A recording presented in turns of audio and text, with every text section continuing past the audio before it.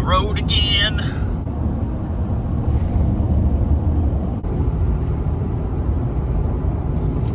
Update.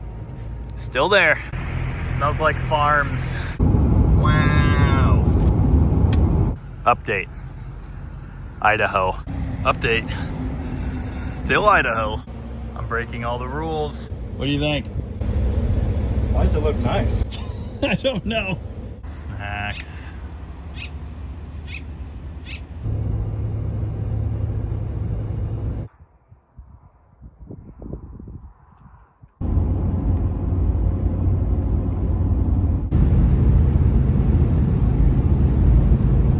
Stay. So many states.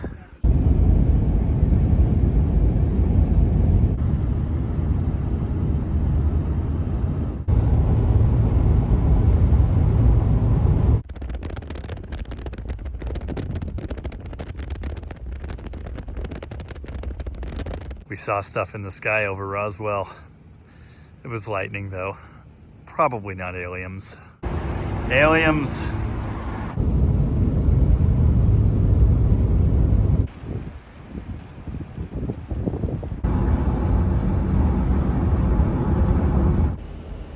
What are you doing? Shouldn't be 80 degrees at 8 in the morning. Ain't right. After a 2,500 mile shake test. Oh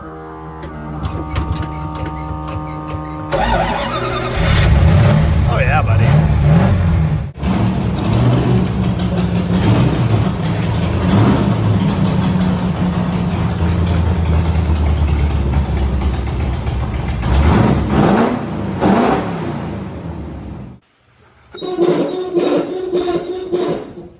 Well, that ain't good. All right, Mopar people, welcome back to the channel. Wait, where are we? This is Jamie from Dead Mopar Garage place. Yep. What are you looking I don't know where I am. Hi, I'm Jamie. at? And I'm Mopar Joe, just Mopar Joe. And today we're gonna break some stuff. Again. One more time. That's right. As you might have noticed in the intro there, I just drove like 2,500 miles or something from my house to someone else's house, so I can now finish fixing whatever's wrong with my Barracuda. That's right, I'm in Arkansas, just Mopar Joe's shop, and with any luck, the good juju from the purple Barracuda over here will rub off on my low-powered piece of garbage. Time is kind of the essence right at the moment because I have other projects to deal with while I'm here. So I pulled the Barracuda in and jumped right to pulling the valve covers and the valve train apart to try and finally solve this issue. I suppose I should mention, if you're not familiar with this car, I've got a whole playlist on it called The Garbage Can Cuda, because that's what we call this piece of junk, over on my channel, and you can check that out for the build progress to this point. The short strokes version, I built this 273, a slick shift 4-speed. I assembled it all in this car with an 8 3/4 rear end and some fresh slick tires, and I did all of that in the space of like a month. Then I threw it on the trailer and drove way too far to get here. In case you were wondering, it's 90 degrees and I'm sweating. Yes, I know it's hotter in Arizona. Yeah, that. Now in the last video, as I was thrashing to get this thing loaded on a trailer to leave town, I decided to change the oil pump, thinking that I was having a bypass valve sticking problem. That wasn't the problem at all. It made no difference. 2 different pumps, 2 different weights of oil, exact same thing.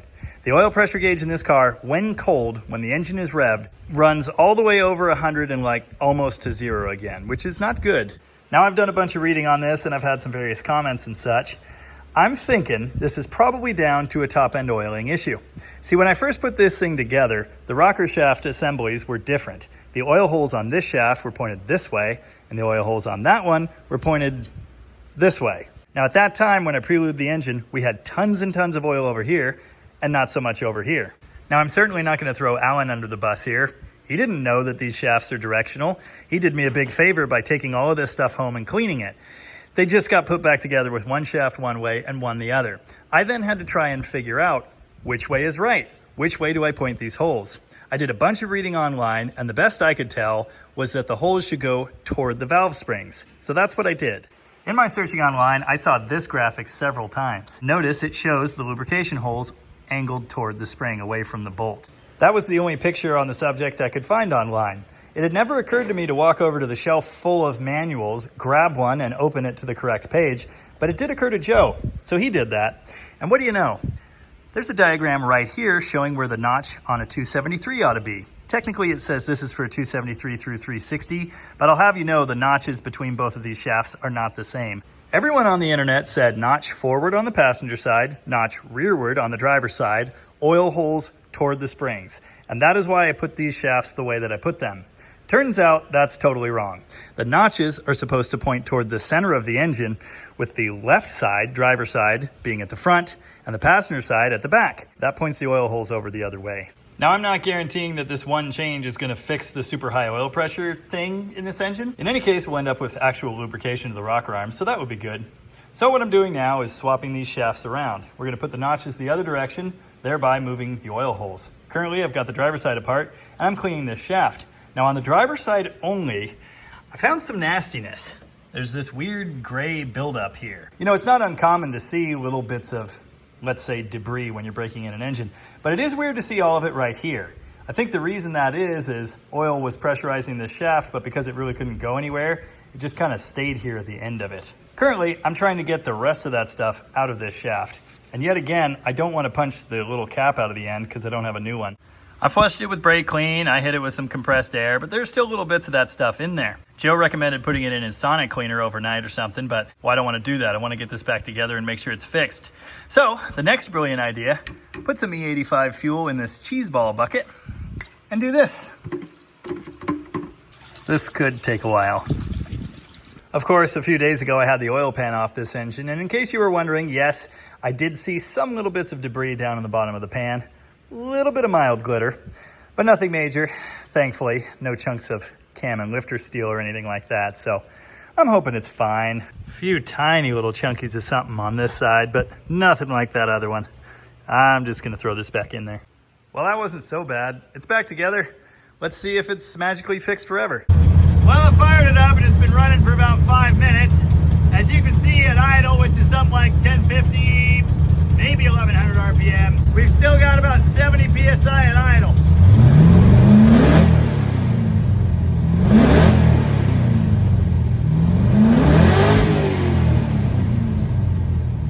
And that's what we get when it revs.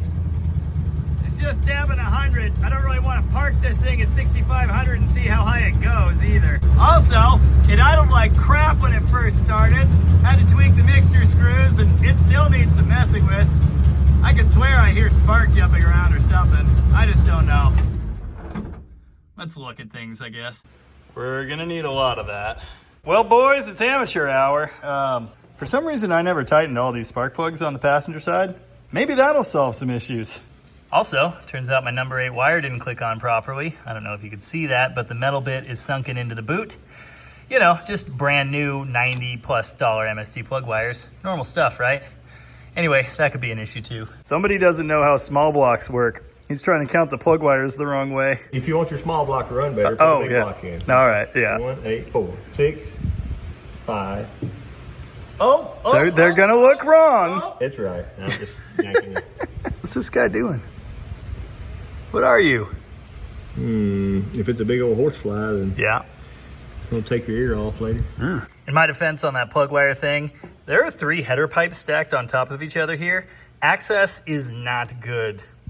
And in my defense on the loose spark plug thing, well, I am kind of dumb. Yes, I checked the other side. These ones are tight. I actually distinctly remember torquing these, but not those, so yeah, that's my bad. I don't know if you've noticed, but the exhaust leak on this thing still sounds horrible.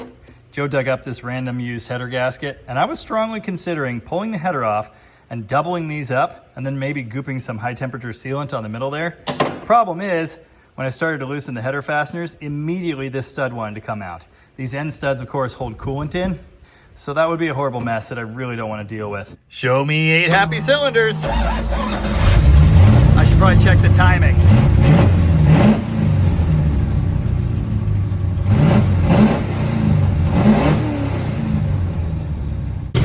Check the timing. I had randomly stabbed it at about 38 all in, backed it off to 35 all in, and something like 32 at idle. We've just got a few degrees of advance now. I might want to back it off a little bit more than that for safety. I noticed I had to open the idle mixture screws an additional turn at all 4 of them, which is really weird. This thing was idling hot nicely on a half turn each before. All right, here's our hot oil pressure. That looks pretty good to me. Race cars. Tires going flat again. In a previous video, Alan did a nice job of covering up the transmission tunnel area with some sheet metal here. Unfortunately, I had to kind of remove some of this so I could get at the adjustment for the second gear stop on this shifter. I'm going to try and back this stop off just a little bit so we can ensure that this is going all the way in second. I could also pop the linkage off and adjust it, but I think first is in the right place. Maybe I should check that before I mess with it. I've discovered the error in my ways. This is the piece that attaches to the 1-2 link, and it's supposed to lock against this piece, thus allowing this pin to come right up in the center. It wasn't actually locked there before. Don't mind the fact that none of this is working right now. I need to adjust 342. Hey, it's got to be better than the Harbor Freight jack stand. Meanwhile, my 20-year-old Walmart unit's working great. Anyway, first, second, are we on the stop? Yes, we are. So I've adjusted the stop in about 3 threads here. It's just a bolt with a jam nut on the back side. We're still coming up hard against that, so I think I'm going to tighten it in even more. What I don't want to happen is to put strain on the shifty bits on and inside the transmission. I want this stop to keep that from happening, but clearly we weren't engaging second gear far enough. Does it vertical gate? It does. See, a minute ago, it wouldn't do that anymore, and I have no idea why. But it's fixed. Let us all collectively admire the fact that there is no longer oil leaking out of that filter adapter. That extra little bit of torque fixed it. Pan's looking good too. I did just go around and snug up the bolts, but nothing was loose. Okay, I don't know what I was smoking when I set this up the first time, but it's perfect now. Check me out. No cranky? Cranky. Okay, some things have been accomplished. I'm gonna go to air conditioning now. I don't know how you Southern guys do this. It looks like it's doing a wheelie. If only I could get it to do that without a jack. I remembered these headers are split into 3 sections, and what that means is I can leave the outers, not mess with those studs and nuts at all, and just loosen this middle chunk. Now I can try and do something with this totally blown out destroyed gasket in here. Anyway, this is loose now, and I think I figured it out. You know, it leaked a little at the top. You could see the staining, but down at the bottom, I don't think you can see that, there's no gasket left. Makes some sense that the noise was getting louder now. So here's the plan. We're gonna cut a center section that matches this out of this one, I think. This, we could end up with the same exact thing, and it'd probably just blow it out. We're gonna take this copper gasket, and then we'll goop it with some of that high temp stuff, which generally I would not recommend ever. Don't do that. Get the good Remflex crush gaskets, and then you won't have this problem. If it does leak, the good news is it can't blow out like this, so it'll be a leak of, let's say, modest proportions. Joe says this thing's been in a couple of spicy rigs over the years, so it has race pedigree. I'm gonna ruin it. Now, I can't stress this enough. Don't do this. I have never used this high temp goop before in my life, but we're gonna give it a shot. Well, it's all back together, and this was a great time to learn that you're supposed to let that goop set for 24 hours. That's not happening. We'll give it a little bit though while I mess with other stuff. People keep criticizing my T-handles. Oh, they're gonna come loose all the time. They've already proved themselves useful multiple times as I've taken these covers off and on, fixing little things. I'm gonna stick with them. You know what I'll do? Just for you, I'll come around and check them frequently. People keep asking me what the deal is with these springs on the drums. Those, as I understand, are for noise reduction. See, I used to work at a parts store, and we would turn drums and rotors there. And when you were doing drums, you would put a big giant spring like this on it to prevent vibration, leading to horrible noise, and also possibly imparting a funky pattern on the drum. One commenter said, somebody turning the drum left a spring on there. No, it's factory equipment on these. The rears don't have it, though. Now, I certainly didn't give it 24 hours to cure. That leak over on the passenger side is fixed. I've got a very slight one here at the spot where the 2 sections of that number 1 primary meet, but I'm not gonna do anything about that. This is so much better. Moved the car outside, second gear actually worked. Very nice. All right, now it's a race car.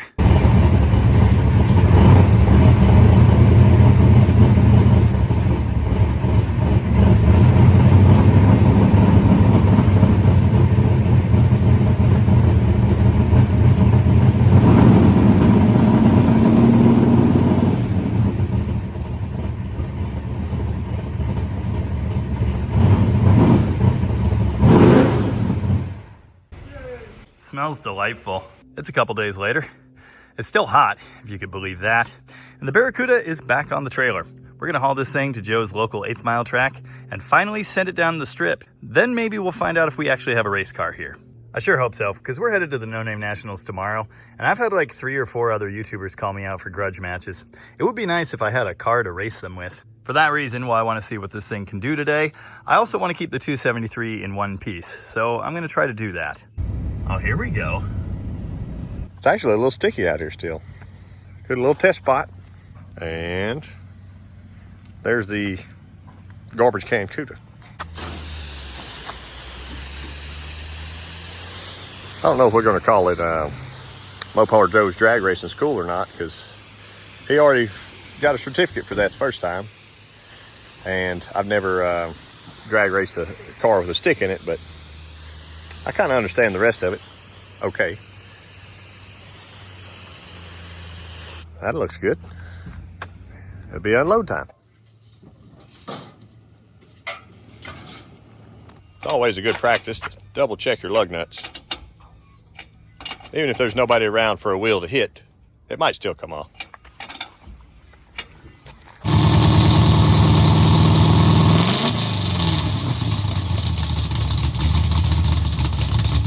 Yeah, it might not actually be fast, but it sure sounds fast. And that's winning in my book.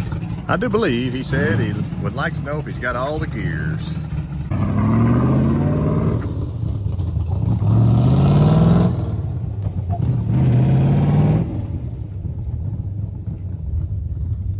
That was at least 3 of them.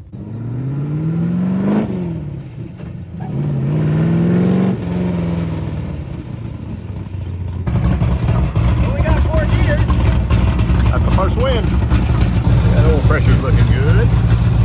I put 10 pounds of air in those slicks, or I let the air down to 10 pounds. Just something to start with. Have I mentioned this is a brand new clutch that we're breaking in and I shouldn't do any of this right now?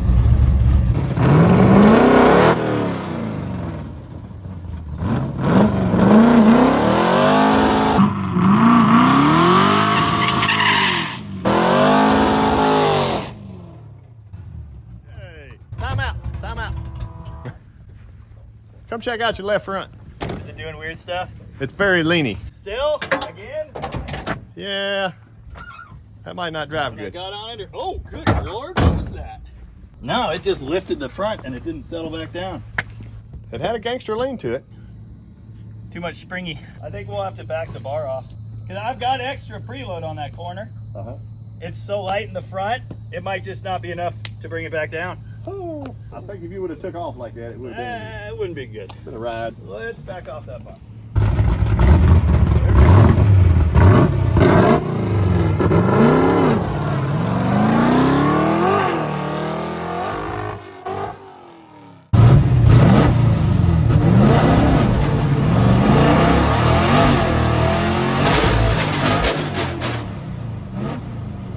Where'd third go?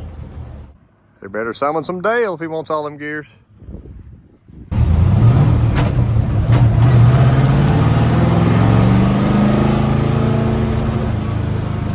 right.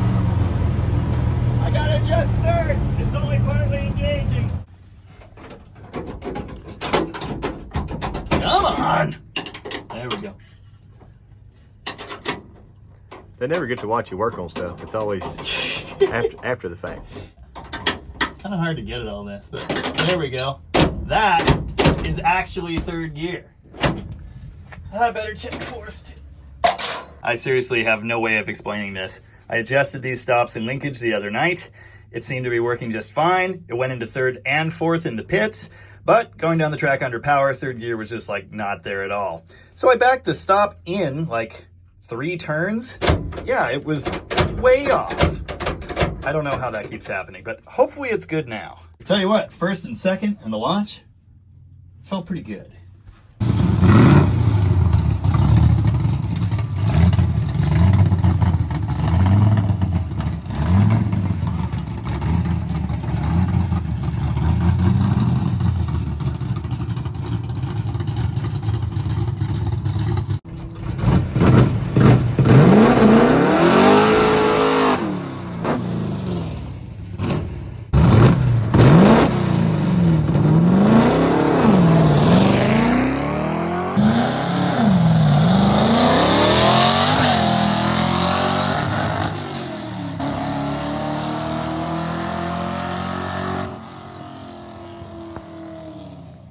Ruh-roh. Not under power, it's right there.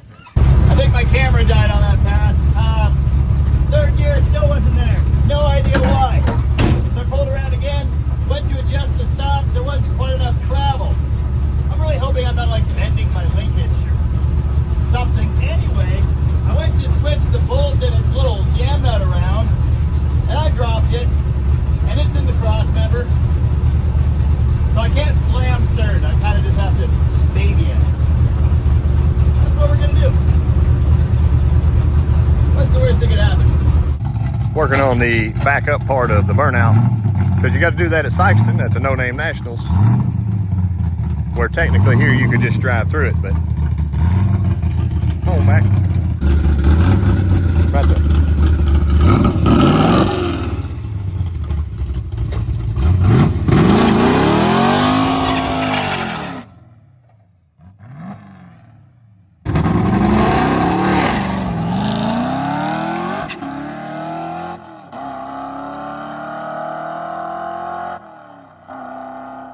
Number 4.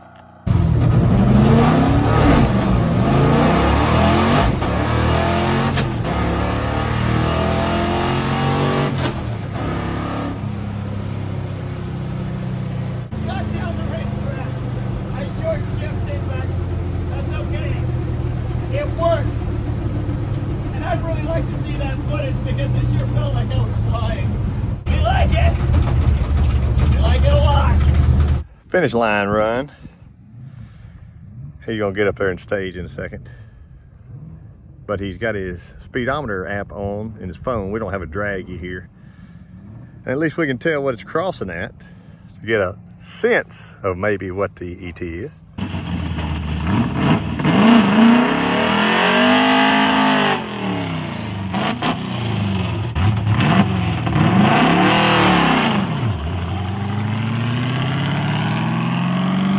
This was the weirdest thing in the car. It just bogged like crazy and took off like a slug, and I was so confused. It was in third. Remember to lift your T-handles, folks. A little sluggish there. Just picking up.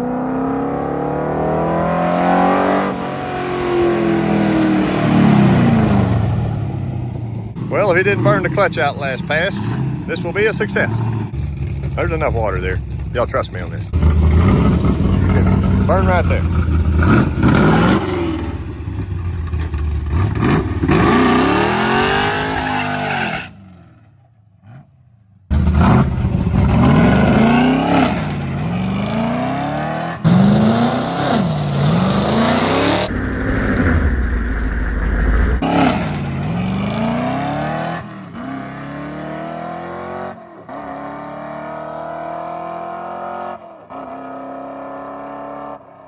That's the one.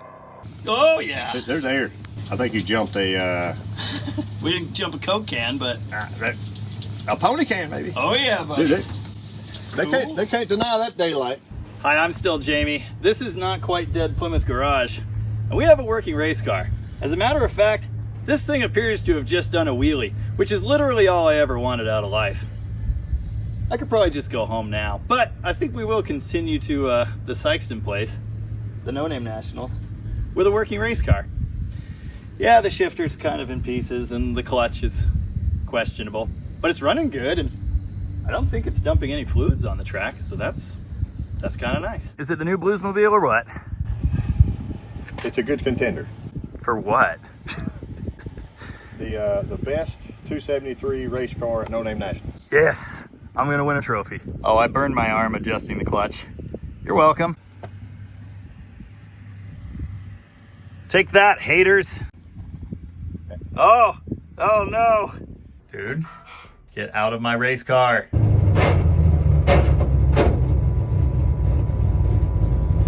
Alexa, add new clutch kit to my shopping list. I'm liking this feature. Well, I'd call that a successful day of racing. Car's back on the trailer in one piece. It drove on there, and it made its fastest passes ever. Only because it had never made any passes before, but still, big win. I just want this in my backyard. Is that so much to ask? My sincerest thanks once again to fellow Mopar YouTuber and all-around awesome guy, Just Mopar Joe, for letting me wrench on my slow garbage in his shop, taking me to drag racing school once again, and guest hosting part of this video. I watch all of his stuff on YouTube, and you should too. So make sure you go over to his channel and hit subscribe. All right, see you in Sikeston.